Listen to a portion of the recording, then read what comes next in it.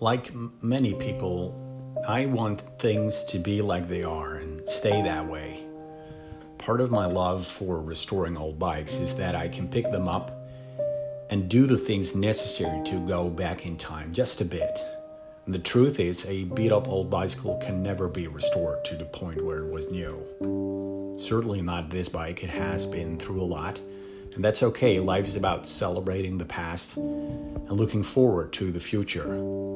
That being said, detailing a bicycle the way you can see in this video definitely restores a lot of that old glory, while remaining true to the journey a bicycle has been through.